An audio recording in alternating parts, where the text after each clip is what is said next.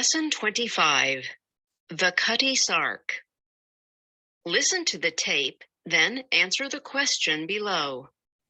What piece of bad luck prevented the Cutty Sark from winning the race? One of the most famous sailing ships of the 19th century, the Cutty Sark, can still be seen at Greenwich. She stands on dry land and is visited by thousands of people each year. She serves as an impressive reminder of the great ships of the past. Before they were replaced by steamships, sailing vessels like the Cutty Sark were used to carry tea from China and wool from Australia. The Cutty Sark was one of the fastest sailing ships that has ever been built. The only other ship to match her was the Thermopylae. Both these ships set out from Shanghai on June 18, 1872, on an exciting race to England. This race, which went on for exactly 4 months, was the last of its kind. It marked the end of the great tradition of ships with sails and the beginning of a new era. The first of the 2 ships to reach Java after the race had begun was the Thermopylae, but on the Indian Ocean, the Cutty Sark took the lead. It seemed certain that she would be the first ship home, but during the race, she had a lot of bad luck. In August, she was struck by a very heavy storm, during which her rudder was torn away. The Cutty Sark rolled from side to side, and it became impossible to steer her. A temporary rudder was made on board from spare planks, and it was fitted with great difficulty. This greatly reduced the speed of the ship, for there was a danger that if she traveled too quickly, this rudder would be torn away as well. Because of this, the Cutty Sark lost her lead. After crossing the equator, the captain called in at a port to have a new rudder fitted, but by now, the Thermopylae was over 500 miles ahead. Though the new rudder was fitted at tremendous speed, it was impossible for the Cutty Sark to win. She arrived in England a week after the Thermopylae. Even this was remarkable, considering that she had had so many delays. There is no doubt that if she had not lost her rudder, she would have won the race easily. Lesson 26. Wanted. A large biscuit tin. Listen to the tape, then answer the question below. Who won the prize for the biggest biscuit? No one can avoid being influenced by advertisements.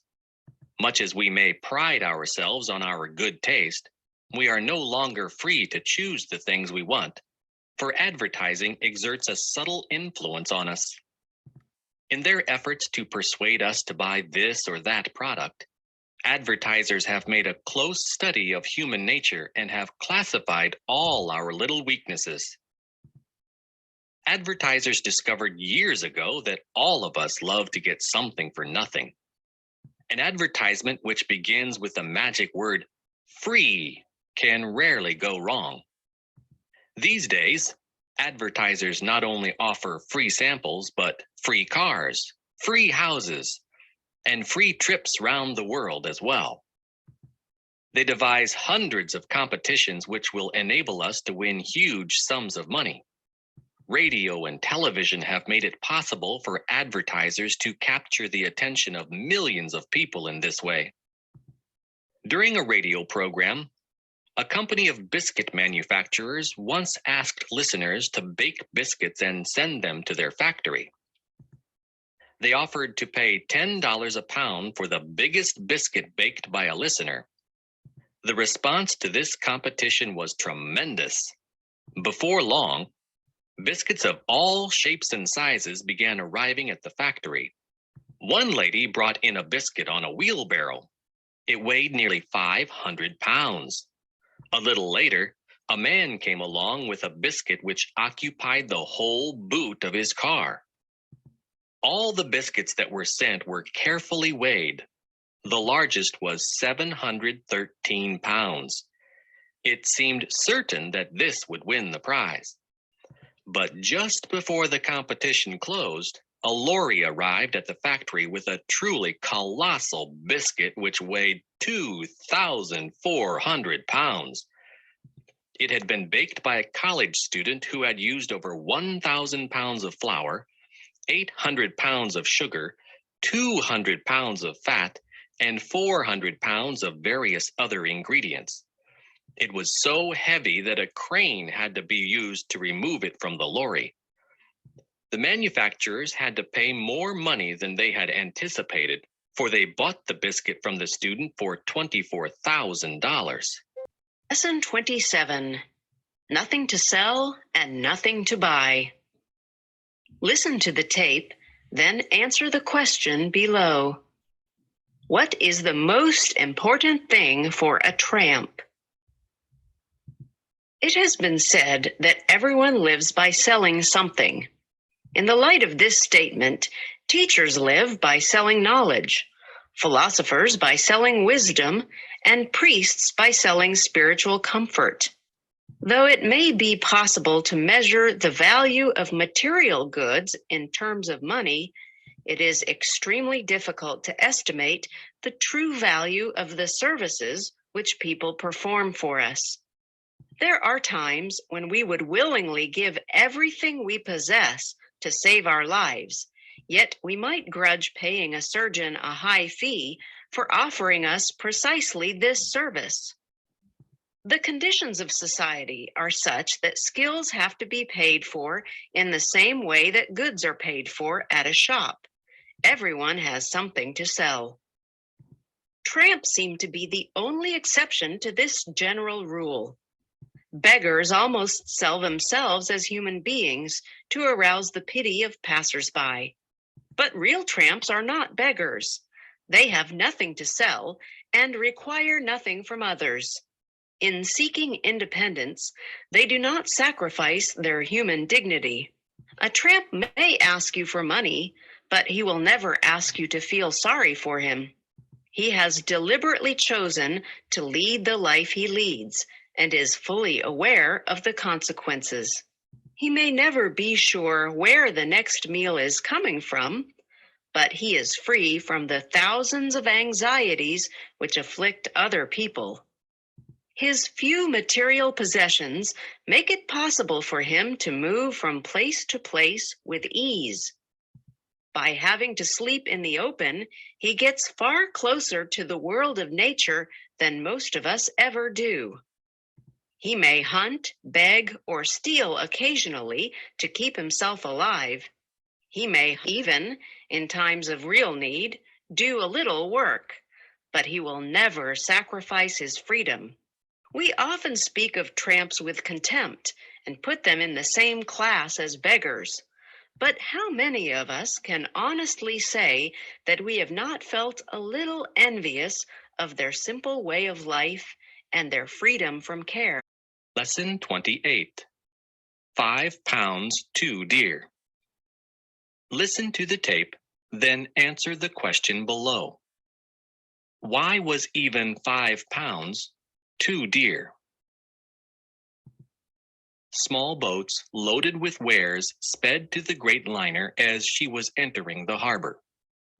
Before she had anchored, the men from the boats had climbed on board, and the decks were soon covered with colorful rugs from Persia, silks from India, copper coffee pots, and beautiful handmade silverware. It was difficult not to be tempted.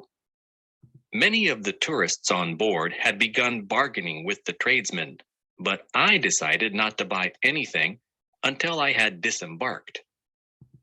I had no sooner got off the ship than I was assailed by a man who wanted to sell me a diamond ring. I had no intention of buying one, but I could not conceal the fact that I was impressed by the size of the diamonds. Some of them were as big as marbles. The man went to great lengths to prove that the diamonds were real. As we were walking past a shop, he held a diamond firmly against the window and made a deep impression in the glass. It took me over half an hour to get rid of him. The next man to approach me was selling expensive pens and watches. I examined one of the pens closely. It certainly looked genuine. At the base of the gold cap, the words, "Made in the USA," had been neatly inscribed. The man said that the pen was worth 50 pounds, but as a special favor, he would let me have it for 30 pounds. I shook my head and held up 5 fingers, indicating that I was willing to pay 5 pounds. Gesticulating wildly, the man acted as if he found my offer outrageous, but he eventually reduced the price to 10 pounds. Shrugging my shoulders, I began to walk away when, a moment later, he ran after me and thrust the pen into my hands. Though he kept throwing up his arms in despair, he readily accepted the 5 pounds I gave him. I felt especially pleased with my wonderful bargain until I got back to the ship. No matter how hard I tried, it was impossible to fill this beautiful pen with ink, and to this day, it has never written a single word.